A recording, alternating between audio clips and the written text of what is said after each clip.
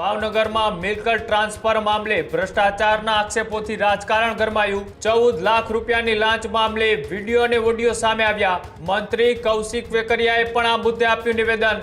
દોષિતોને છોડવામાં નહીં આવે આવું નિવેદન રાજ્યના મંત્રી કૌશિક વેકરિયાએ આપ્યું। વિધાનસભામાં કાયદાકીય ફેરફારની પણ તૈયારી દર્શાવી। મહિલા ધારાસભ્ય સેજલબેન પંડ્યાએ પણ આ મુદ્દે છે તે મેદાને જોવા મળી રહ્યા છે। એ વિસ્તારની અંદર અસાધારણ વિસ્તારવાઇઝ માગણી પણ આવતી હોય છે। સરકાર એમના નિયમોથી એમના રિપોર્ટ દ્વારા કલેક્ટર એસપીના બધાના રિપોર્ટ પણ આવતા હોય છે। એ અનુસંધાને એમના રિપોર્ટને આધાર ઉપર એમાં નિર્ણય થતા પણ હોય છે। અસાધારામાં જે પણ સુધારા છે સરકાર આગામી દિવસોની અંદર વિધાનસભાની અંદર એ પણ એમાં સુધારા હશે તો એ સુધારા લાવીને એમાં જે પણ ફેરફાર થતા છે સરકાર દ્વારા નક્કી થઈ અને એમાં ફેરફારો કરવામાં પણ આવશે। જેણે પણ નિયમોના ભંગ કર્યા છે, જેણે પણ આ પ્રવૃત્તિ કરી છે એમની સામે એફઆરઆઈ પણ દાખલ થઈ છે અને એફઆરઆઈ મારફત એમની ધરપકડ પણ કરવામાં આવી છે અને સરકાર એમાં ખૂબ મક્કમતા સાથે કામ કરી રહી છે। પ્રાંત અધિકારી ઉપર જે પણ આક્ષેપો લાગી રહ્યા છે, મેં પણ પોલીસને પણ સૂચના આપી છે કે તપાસના મૂળ સુધી જવાનું છે। કલેક્ટર તરીકે કલેક્ટરની પણ જવાબદારી હોય છે। જિલ્લાની અંદર વહીવટદાર તરીકે કલેક્ટર જે રીતે જિલ્લાના કરતા હતા સમાન હતા હોય છે, કોઈ પણ વસ્તુ ઉપર એમની નજર રાખવી એમની ફરજ પણ હોય છે। આખો વિડીયો જોતા પહેલા હજુ પણ અમારી ચેનલને સબસ્ક્રાઇબ નથી કરી તો યુટ્યુબ પર સબસ્ક્રાઇબ કરો અને ફેસબુક અને ઇન્સ્ટાગ્રામ પર ફોલો કરો।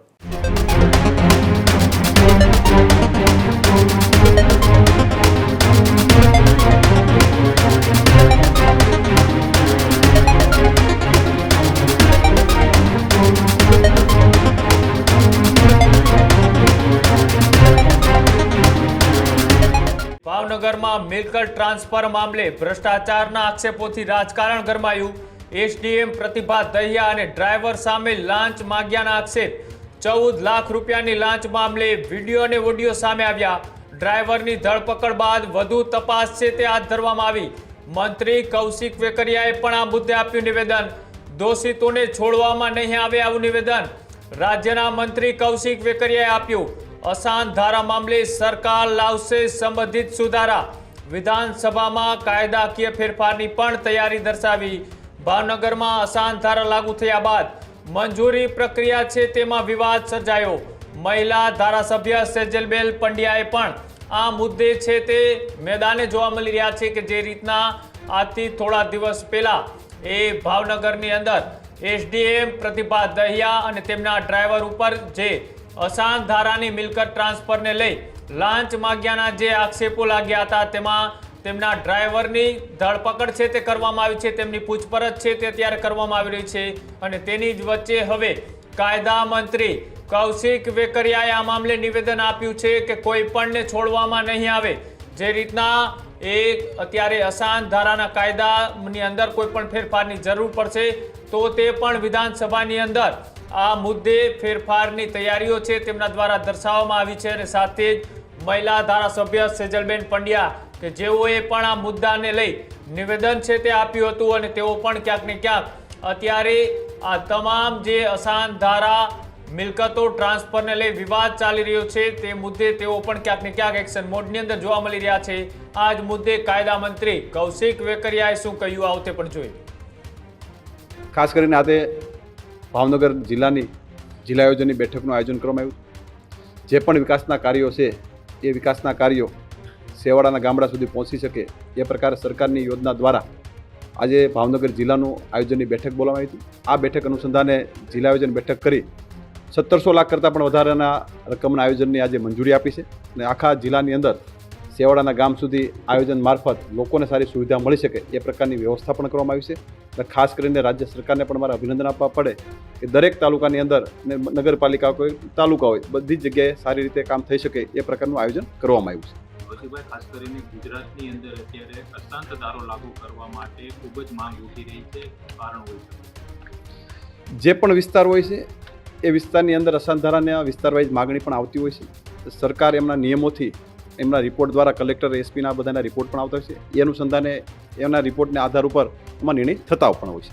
ખાસ કરીને રાજ્ય સરકાર આ કાનૂનની અંદર સુધારો પણ કરવા જઈ રહી છે, તો કેવા પ્રકારના સુધારા થવા જોઈએ, ક્યારે થશે?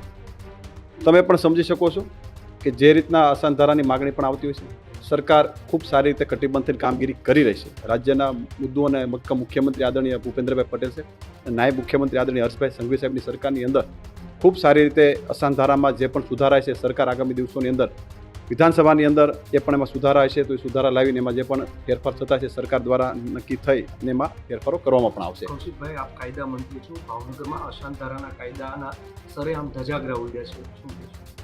જે રીતે તમને પણ ખ્યાલ છે કે જે પણ વિષય બન્યો હતો એ વિષયની તપાસ પણ થઈ છે. જેણે પણ નિયમોના ભંગ કર્યા છે, જેણે પણ આ પ્રવૃત્તિ કરી છે, એમની સામે એફઆઈઆર પણ દાખલ થઈ છે અને એફઆઈઆર મારફત એમની ધરપકડ પણ કરવામાં આવી છે અને સરકાર એમાં ખૂબ મક્કમતા સાથે કામ કરી રહી છે. કૌશિકભાઈ, એક જે એસડીએમ છે પ્રતિભા દહિયા, તેમના ડ્રાઈવરનો કથિત તોડકાંડનો જે મામલો છે 14 લાખનો, તેનો ઓડિયો અને વિડીયો વાયરલ થયો છે. તેનું હાલ ઇન્વેસ્ટિગેશન ચાલુ છે, પરંતુ પ્રતિભા દહિયાની કેડર ચેન્જ કરવાની અરજી છે તે સરકારે માન્ય કરી દીધી છે.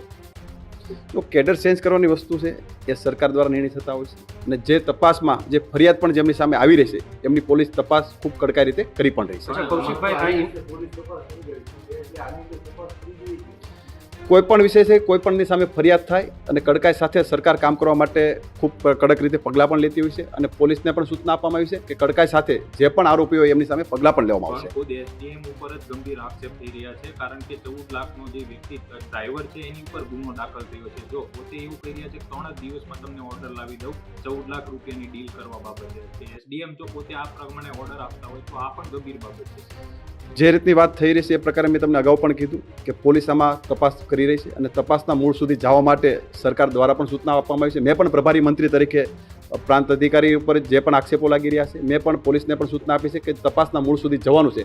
એમાં કોઈ પણ હોય, એમાં કોઈ પણ પ્રકારની બાંધછોડ કરવા માટે સરકાર કરવા માટે ક્યારે પણ માંગતી પણ નથી. અત્યારે જ્યારે ઇન્વેસ્ટિગેશન ચાલુ છે, અત્યારે પ્રતિભા દહિયાને જો અહીંયાથી છૂટા કરી દેવામાં આવશે તો તપાસ નહીં થાય તો શું રાજ્ય સરકાર છે તે તેમને ત્યાં સુધી છૂટા નહીં કરે જ્યાં સુધી ઇન્વેસ્ટિગેશન પૂરું ન થાય ત્યાં સુધી? જો ભાઈ કોઈ પણ સામે ફરિયાદ થઈ હોય કે ફરિયાદનો વિષય હોય, તપાસ તમે એવું નથી તમે આ નોકરી કરતા હોય તો જ તમારી સામે તપાસ થઈ શકે, બહાર જતા રહ્યો તપાસ ના થઈ શકે.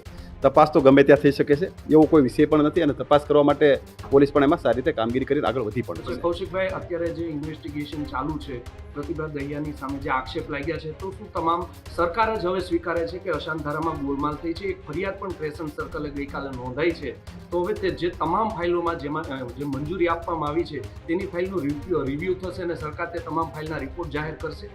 એ વહીવટી બાબતની વસ્તુ છે કે અગાઉ ફાઇલો કઈ છે, શું વિષય છે, જે પણ ફાઇલનો વિષય સામે આવ્યો હતો એમની સામે એફઆઈઆર પણ દાખલ કરી દેવામાં આવી છે. કૌશિકભાઈ, એવા પણ આક્ષેપ લાગી રહ્યા છે ભાવનગર શહેર ભાજપના અનેક નેતાઓ છે તે પણ આમાં ભાગીદારી ધરાવે છે. જો એ હું તમને પૂરા વિશ્વાસ સાથે કહું છું કે આ જે પણ અશાંત ધારાના વિષયની વાત છે, જે પણ ભંગ કર્યાની વાત છે, એમાં જે પણ સામેલ છે, કોઈ પણ વિષય છે એમાં સરકાર કડકાઈ સાથે કામગીરી કરી રહી છે અને પોલીસ એમના મૂળ સુધી જઈ એની તપાસ સારી રીતે પણ કરશે. કૌશિકભાઈ, આજ સવારે જેવી વાત આવી છે કે આમાં ભાજપ નેતાઓના નામ ખુલે તેમ છે, પોલીસને પણ ઉપરથી આજે સવારે આદેશ આપવામાં આવ્યો છે કે ચૂંટણી નજીક આવી રહી છે, કોઈ પણ નેતાના નામ ન ખુલવા જોઈએ. એવો આદેશ કોણે આપ્યો? તમે જે રીતે વાત કરી તમારી પાસે ઓથેન્ટિક કોઈ હોય તો માહિતી અમને આપો. તમને કોઈ આદેશ આપ્યો હોય નહીં, કોઈ આદેશ આપ્યો હોય તમે વાત કરી રહ્યા છો, મારી પાસે તો વિષય પણ નથી, મારે જાણમાં પણ નથી, એટલે એ વાત મને ખબર નથી.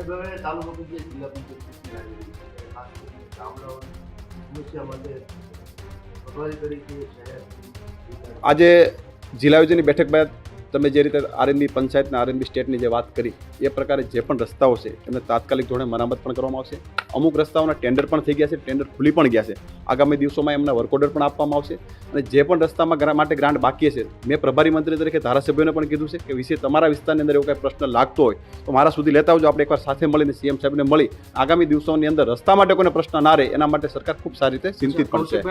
ભાવનગરના કલેક્ટર છે મનીષ કુમાર બંસલ, આ જ્યારે કાંડ બહાર આવ્યો ત્યારે પત્રકારોએ પૂછ્યું હતું ત્યારે તેઓ કહી રહ્યા છે કે તમામ કર્મચારીઓ પર નજર રાખવી યોગ્ય નથી, તેમની કચેરીની નીચેના માળે જ આ કાંડ થયો છે, તો ભાવનગરનું કેટલું ધ્યાન તે રાખી શકતા હશે? કલેક્ટર તરીકે કલેક્ટરની પણ જવાબદારી છે. જિલ્લાની અંદર વહીવટદાર તરીકે કલેક્ટર જે રીતે જિલ્લાના કરતા હતા સમાન હતા હોય છે, કોઈ પણ વસ્તુ ઉપર એમની નજર રાખવી એમની ફરજ પણ હોય છે. અંતિમ ફરી વખત એક પૂછેલો કે એસડીએમ ઉપર કાર્યવાહી થશે, જો થશે તો કેટલા સમયમાં થશે? જો ભાઈ હું એમ ના કહી શકું કાર્યવાહી થશે, બરોબર છે, એની તપાસ કરી રહેશે, તપાસના આધાર ઉપર એમનો રિપોર્ટ નક્કી થતો હોય છે. હજુ સુધી તમે અમારી ચેનલને સબસ્ક્રાઇબ નથી કરી તો અત્યારે જ ન્યૂઝરૂમ ગુજરાતને સબસ્ક્રાઇબ કરો, ફેસબુક અને ઇન્સ્ટાગ્રામ પર ફોલો કરો.